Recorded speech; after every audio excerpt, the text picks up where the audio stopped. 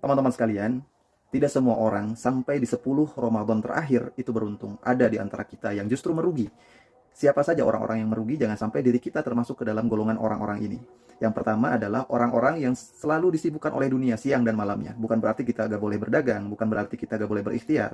Siang ataupun malam, atau dua-duanya. Siang dan malam kita boleh-boleh saja berdagang, boleh-boleh saja kita bekerja, boleh-boleh saja kita berikhtiar. Namun diupayakan ada aktivitas di dalam berdagang kita, di dalam bekerja kita, di dalam berikhtiar kita yang bernilai ibadah. Mungkin diantaranya adalah sholat tepat waktu, duhanya jangan ditinggalkan, zikrullahnya jangan ditinggalkan, tilawahnya tetap dijaga, dan seterusnya, dan seterusnya. Karena teman-teman sekalian, Allah telah mengingatkan dalam surat Al-Hadid bahwa dunia ini hanyalah senda gurau saja. Jadi teman-teman sekalian, jangan sampai kita habiskan untuk dunia saja. Ya, isi dengan hal-hal yang bernilai akhirat juga. Kemudian yang kedua, teman-teman sekalian, orang yang merugi itu adalah orang yang tidak mencari Lailatul Qadar di malam 10 malam terakhir Ramadan. Allah telah menginformasikan kepada kita di dalam surat Al-Qadar ayat 3. Kata Allah bahwa malam Lailatul Qadar itu lebih baik daripada 1000 bulan. Bayangkan teman-teman sekalian, satu malam bisa bernilai 83 tahun beribadah. Masya Allah, ada di antara kita yang mengisi malam-malam terakhir itu dengan scroll-scroll media sosial, dengan hal-hal yang tidak bermanfaat, dengan sibuk bukber dan lain sebagainya, Masya Allah gitu ya. Bukan berarti tidak boleh, silakan-silakan saja. Tapi ingat, kita harus juga semangat mencari Lailatul Qadar, teman-teman sekalian. Dan yang ketiga, ada orang-orang yang tetap bermaksiat.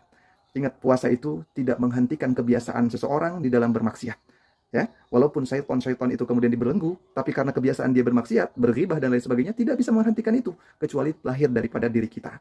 Orang-orang yang tatakun itu adalah orang yang bisa menjaga dirinya dari maksiat itu. Ingat kata Rasulullah SAW, ada orang-orang yang berpuasa tapi tidak mendapatkan apa-apa, hanya mendapatkan lapar dan dahaganya saja. Siapa orang itu? Orang yang tetap bermaksiat di bulan suci Ramadan.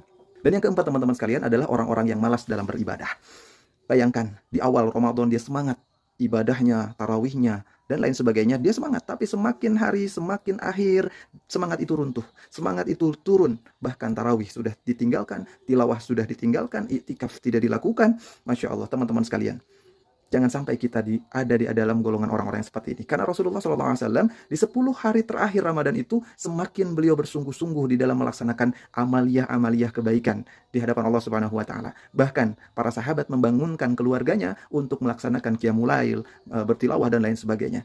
Jangan sampai kita semakin hari semakin malas dalam beribadah.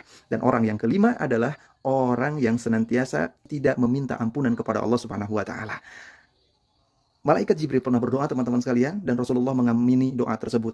Apa doanya? Kata malaikat Jibril adalah celakalah orang-orang yang mendapati Ramadan akan tetapi tidak diampuni dosa-dosanya.